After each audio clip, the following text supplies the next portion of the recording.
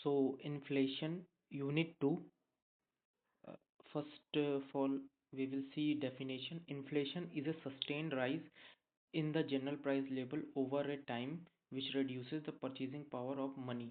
So inflation basically है sustained rise होता है जो जनरल प्राइस लेवल में, जो हम लोग अराउंड देख सकते हैं। कोई भी प्रोडक्ट है उसका सपोज आप इस साल अगर उसका प्राइस 100 रुपीज़ है और नेक्स्ट ईयर अगर उसका प्राइस 110 हो जाता है, सो ये जो राइज है प्राइस में 100 से 110 गया है, सो ये जो 10 रुपये का राइज है इसको इन्फ्लेशन बोल सकते हैं, इस चीज़ को, इस कंडीशन को।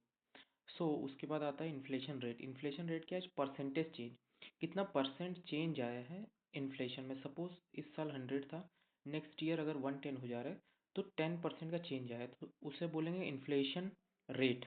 रेट आ गया मतलब percentage. So how inflation is measured? Inflation को मेजर कैसे करते हैं? सो इन्फ्लेशन को मेज़र करने के लिए हमारे पास तीन प्रोसेसेस हैं जिससे इंडिया में हम लोग मेज़र करते हैं। सबसे पहला तो है कंज्यूमर प्राइस इंडेक्स सीपीआई, जो कि मेज़र करता है एक रिटेल में एक कंज्यूमर जो गुड्स एंड सर्विसेज परचेस करता है, जिससे हम लोग उसका कॉस्ट ऑफ लिविंग जान सकते हैं, उसमें कितना इन्फ्लेशन आया है। सपोज आपका जो ग्रॉसरी का बिल है वो इस साल अगर 5000 है, अगले साल वही मंथली ग्रॉसरी का बिल बढ़ के 6000 हो जाता है। सो ये कंज्यूमर प्राइस इंडेक्स में कितना चेंज आया है? 1000 का चेंज आया है। 5000 इस साल था, अगले साल 6000 हो गया। तो इसे सीपीआई बोलते हैं, कंज्यूमर प्राइस इंडेक्स। इससे मेजर करते हैं इन्फ्लेशन। और उसके बाद नेक्स्ट है हमारे पास होलसेल प्राइस इंडेक्स।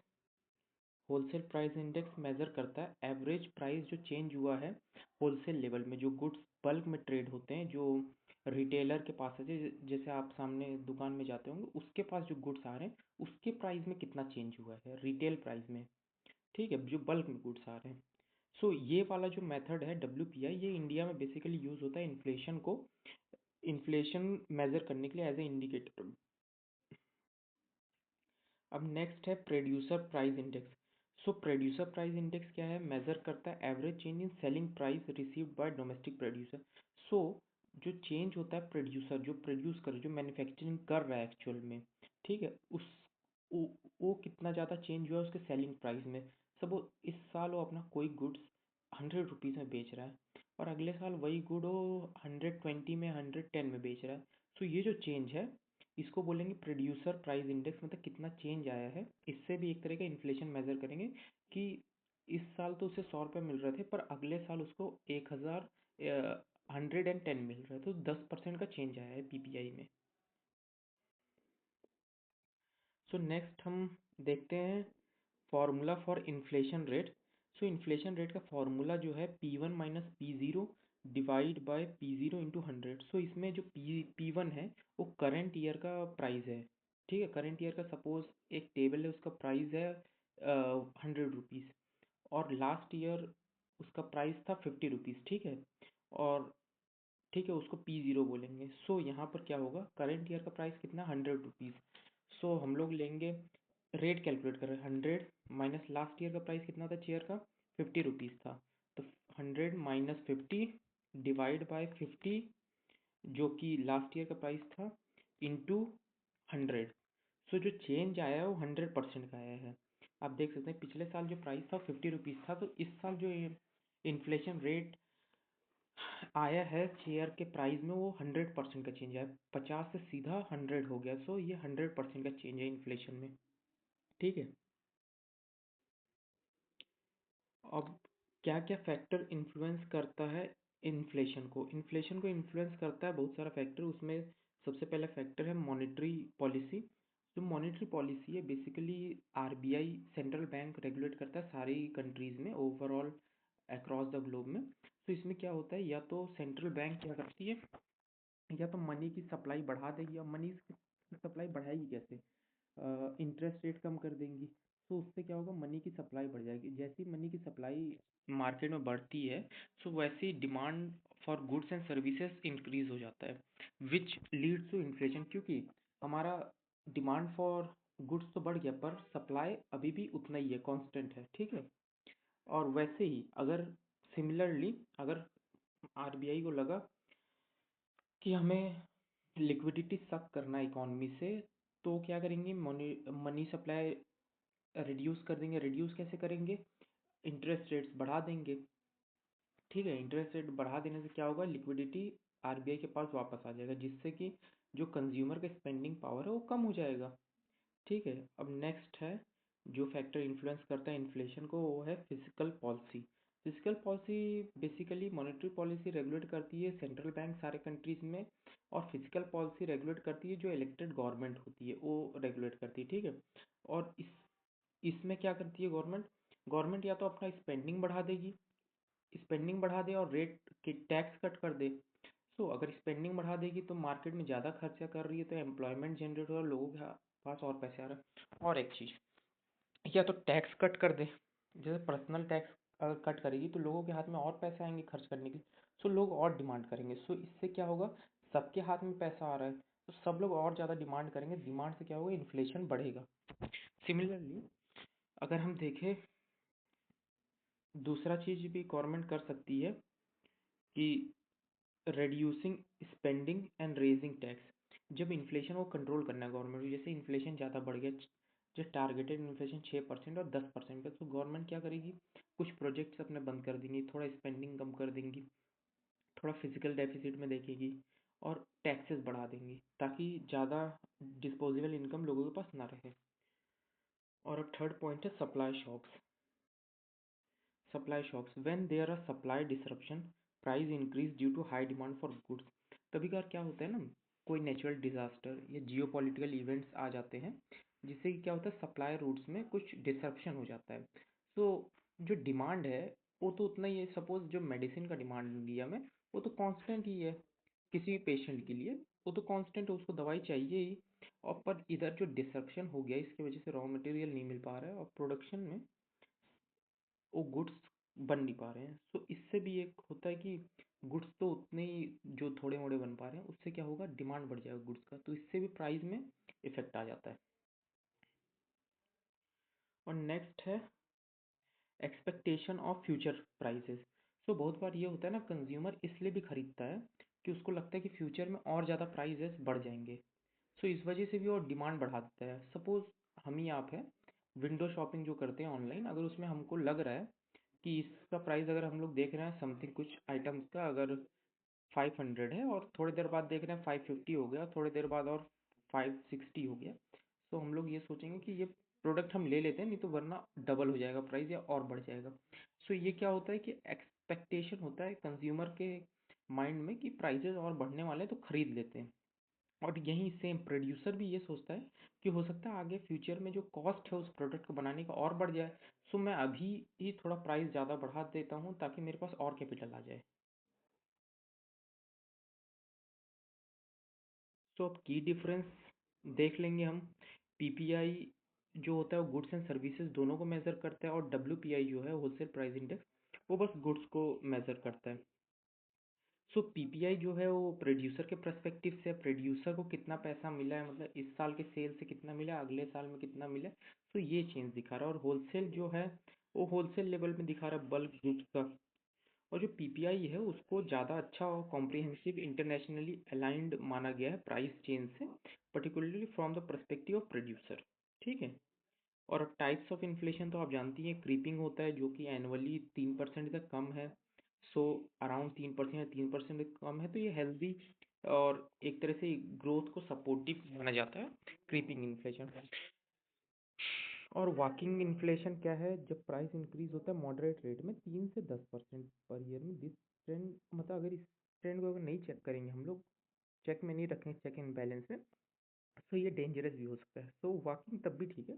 और थर्ड आता है गैलोपिंग इन्फ्लेशन। गैलोपिंग में इन्फ्लेशन में रैपिड जनरल प्राइस लेवल में बढ़ोतरी होती है, और 10 से 50% which can destabilize any economies. Okay, hyper inflation में extremely rapid increase in price, more than 50% per month, not year. Okay, तो इससे क्या होता है, रैपिड प्राइस इंक्रीज होता है। ठीक है, जैसे सपोज इस मंथ एक ब्रेड का पैकेट 20 रुपये है, सो नेक्स्ट मंथ 50% राइज होगा, मतलब 30 रुपये हो जाएगा। उसके बाद थर्ड मंथ में वो 30 से बढ़ के 45 हो जाएगा, मतलब 50% जंप हो रहा है प्रति महीने, मतलब साल का ये 600% का जंप है। जब 1 साल के बाद आप देखेंगे तो 600% का जंप आएगा। नेक्स्ट टॉपिक है इन्फ्लेशनरी गैप। इन्फ्लेशनरी गैप क्या है? सो इन्फ्लेशनरी गैप जो चीज़ है, इन्फ्लेशनरी गैप एक मैक्रो इकोनॉमिक कॉन्सेप्ट है जो कि अकर होता है कब? जब हमारा एग्रीगेट डिमांड एक्सीड हो जाता है एग्रीगेट सप्लाई से। सो ओवरऑल जो एग्रीगेट डिमांड है किसी भी इकॉनमी में, जब वो एक्सीड हो जाएगा एग्रीगेट सप्लाई से, ठीक है, एट फुल एम्प्लॉयमेंट लेवल। सो यहाँ हम लोग एम्प्लॉयमेंट को फुल मान रहे हैं, मतलब सारे रिसोर्सेज अपने चरम सीमा पे लग रही हैं, leading to rising price level. It represent an overheated economy. तो ये एक तरह से बताता है इकॉनमी अपने फुल, मतलब फुल फंक्शन में काम करी। जैसे सपोज किसी व्हीकल का, मोटर व्हीकल का इंजन अगर 100 किलोमीटर पर आवर चलने के लिए बनाया गया है तो 100 ही चल पाएगा, 110 तो चलेगा नहीं। तो 100 वही है, जब 110 से भी आप और बढ़ाना का कोशिश करेंगे तो गाड़ी इंजन ओवर हीट होगा, ठीक है।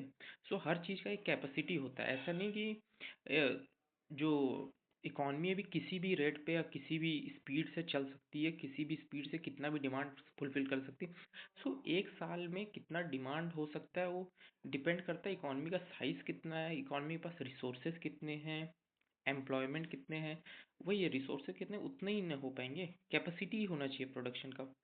सो इससे क्या होता है, where demand outpaces production capacity forcing price upward.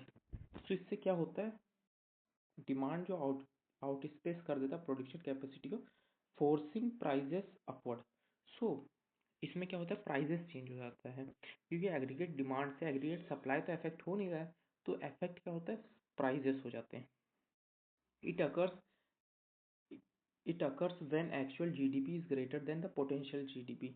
So her economy में ये होता है, पोटेंशियल जीडीपी होता है, ये अभी इतना हो सकता है, जो पोटेंशियल है, पोटेंशियल एक है, जैसे आपका पोटेंशियल है कि आप एग्जाम में 60 नंबर ला सकते हैं, 100 नंबर, ठीक है, पर और एक्चुअल में आप ला रहे हैं 100 से 90, पर जो कि एक्सपेक्टेड नहीं आ रही है, आप अचानक ला रहे हैं, कैसे ला रहे हैं पता नहीं, तो आपने साल भर पढ़ाई भी की नहीं है, पर आपका आ रहा है, तो इसमें कुछ ना कुछ तो भूल है।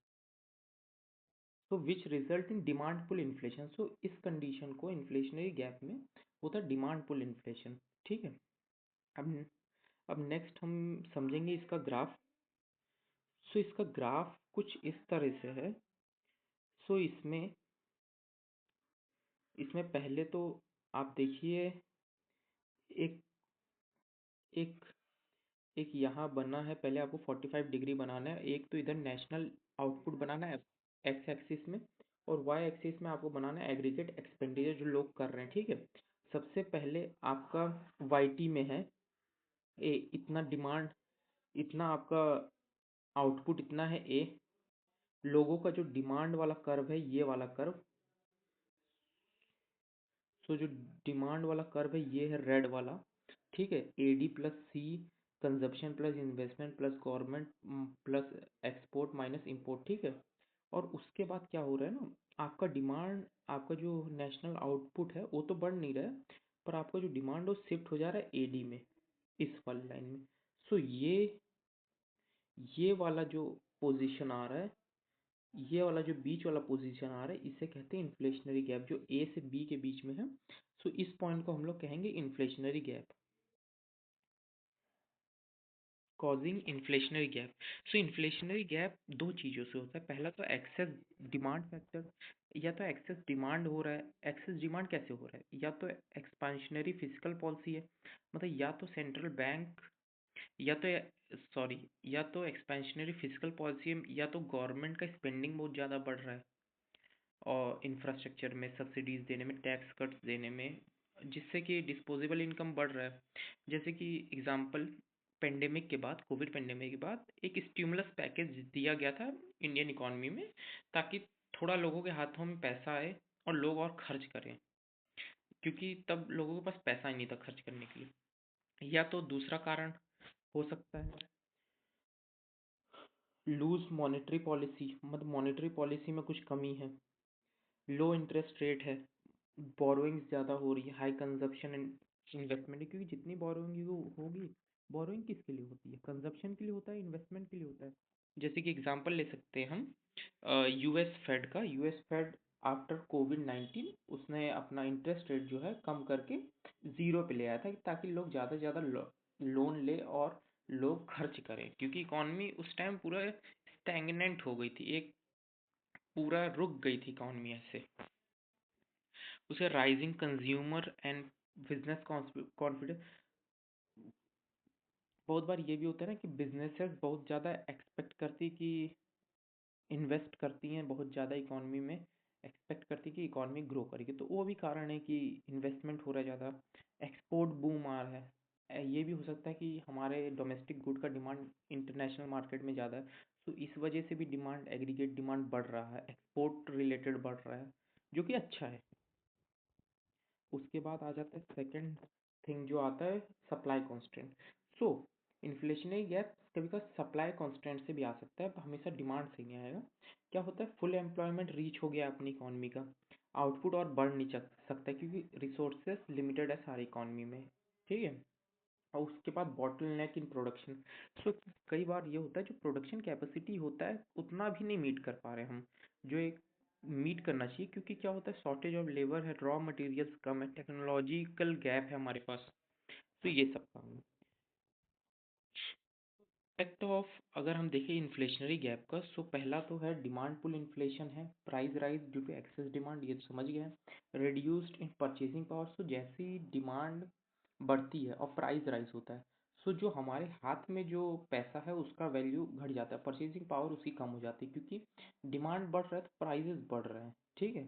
और ट्रेड डेफिसिट, बहुत बार import rise when domestic good become expensive.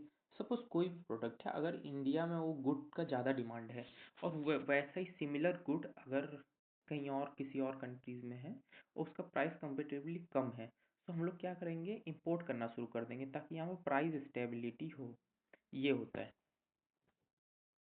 और एक मेन चीज़ है wage price spiral. So wage price spiral में क्या होता है, वर्कर्स जो होते हैं demand higher wage which forces firms to raise price. So बहुत बार ये होता है वर्कर और फर्म के बीच में उनके वेजेस को लेके डिस्कशंस होती है, जिसके बाद उनका वेज बढ़ा दिया जाता है, पर उनका जो वेज बढ़ाते हैं उससे सीधा इफेक्ट जो आता है कॉस्टिंग पे आता है, कॉस्टिंग का सीधा कॉस्टिंग फर्चर फर्दर जो कॉस्टिंग शिफ्ट करते हैं वो कस्टमर पर कर देते हैं, मतलब हम पे कर देते हैं। So measures to control inflationary gap, inflationary gap को कंट्रोल करने के लिए कुछ मेजर्स हो सकते हैं जो मॉनेटरी पॉलिसी में, जैसे कि सबसे पहले इमीडिएट मेजर्स जो मॉनेटरी पॉलिसी में हम ले सकते हैं, पहला तो है इंक्रीज इंटरेस्ट रेट। सो बोरोइंग महंगा कर देना पड़ेगा हमें ताकि लोग थोड़ा कम बोरो करें, कम लोन्स लें, कम स्पेंड करें, जिससे क्या होता है आरबीआई रेस कर देती है repo rate to curb inflation in 2022-23। और कुछ ओपन मार्केट ऑपरेशंस भी करती है सेंट्रल बैंक, जैसे कि सेंट्रल बैंक गवर्नमेंट के बॉन्ड सिक्योरिटीज भी सेल करती है। इसको बेचने से क्या होता है ना, जो मार्केट का लिक्विडिटी है वो एब्जॉर्ब हो जाता है सेंट्रल बैंक के पास, तो जिससे कि थोड़ा लिक्विडिटी क्रंच आता है मार्केट में और थोड़ी सी प्राइस स्टेबिलिटी होती है। और नेक्स्ट चीज़ है बैंक, सेंट्रल बैंक करती है कि कॉमर्शियल बैंक की क्रेडिट क्रिएशन कर रही है, लोन्स दे रही है। सो क्या करती है, कैश रिजर्व रेशियो और एसएलआर, स्टैट्यूटरी लिक्विडिटी रेशियो,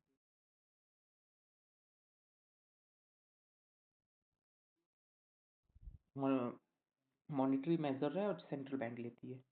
और उसके बाद अगर बी पे आ जाए हम लोग, सेकेंड चीज़ होता है फिजिकल पॉलिसी। फिजिकल पॉलिसी में भी ये कुछ चीज़ें हो सकती है जिससे इन्फ्लेशन गैप कंट्रोल। पहले तो गवर्नमेंट को अपने कुछ करंट चलने वाले प्रोजेक्ट्स को उसमें स्पेंडिंग थोड़ा कम करना पड़ेगा, विच रिड्यूसेस एग्रीगेट डिमांड। और दूसरा एक चीज़ है, टैक्सेस बढ़ाने पड़ेंगे। टैक्सेस जैसे ही बढ़ेंगे तो लोगों के हाथ में जो पैसा है, डिस्पोजेबल इनकम है, वो कम होना शुरू हो जाएगा, जिससे कि उनका जो ओवरऑल कंजप्शन पैटर्न जो बन चुका है वो कम होगा।